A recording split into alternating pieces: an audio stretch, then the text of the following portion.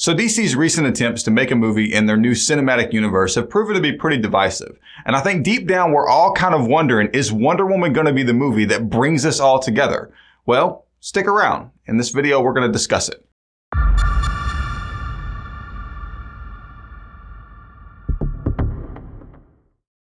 So the movie starts out early on in Diana's life. You see her as a young girl. She's being raised by this group of Amazon warriors on Themyscira, Paradise Island. Now, this is an island Zeus had stashed away from the outside world so that the Amazons could live without the interference of man. Well, all of a sudden, all of their lives become disrupted when a pilot crash lands on their island and begins to tell them of these stories of the great war going on all around them. While Diana, being the warrior she is, decides to go off and confront this war and whatever diabolical force she believes may be behind it. So I feel like Wonder Woman has a lot of things going for it, but I have to start with the Amazons, this warrior race of women, because I feel like if you don't establish that warrior race, everything else falls apart. And that takes a little bit of time to do.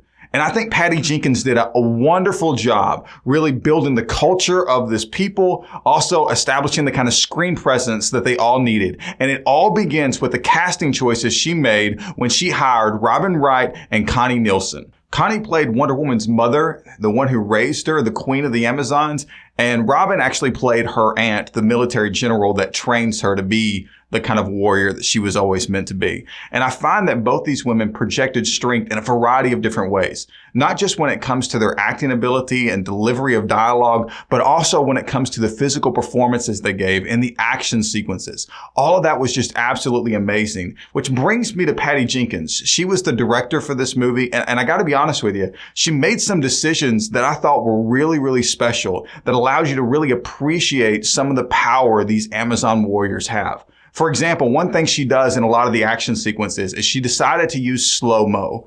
Now, in a lot of action movies I've seen in the past, one problem I've had is sometimes these action sequences and these fights, they take place so fast, you can't really appreciate what's happening. So when she decided to incorporate slow motion, she gave you a chance to really watch and take in all the amazing things these Amazons were doing. Another decision she made was to populate Themyscira with actual female athletes. So when you're looking in the background and you're seeing these Amazons sword fight or ride horses or shoot arrows, maybe you're just seeing them stand in the background with their arms crossed. It exudes strength. Anytime you see that, it just adds to the screen presence. And the reason all that's important to me is because I'll be honest with you, I am not the greatest judge on acting ability. I'm not. So I can't tell you whether Gal Gadot is a great actress, a mediocre actress, a terrible actress. What I can tell you is when you surround her with powerful women for the first 45 to 50 minutes of this movie, once she leaves that island,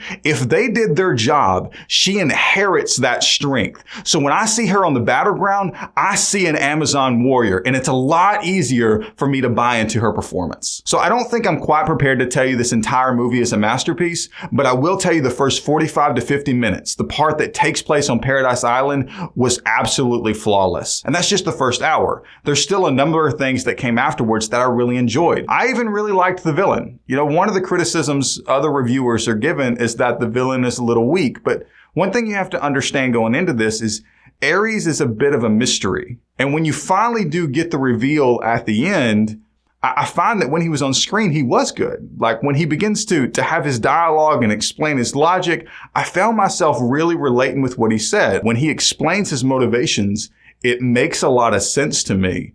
And I have to say the dialogue there was written really, really well. So this movie had a lot of really good things going for it, but there are a couple of negatives I want to bring up. And since we're on the topic of Ares, I will bring up this one small nitpicky thing that kind of bothered me a little bit. While I understand his motives very clearly, they were very well articulated. I thought the dialogue there was great. When it comes to the logic of how he fulfills that in the context of World War I, I was left kind of scratching my head a little bit. Other than that, I have two real big negatives I really want to mention. And the first one really isn't about the movie. It's about the marketing.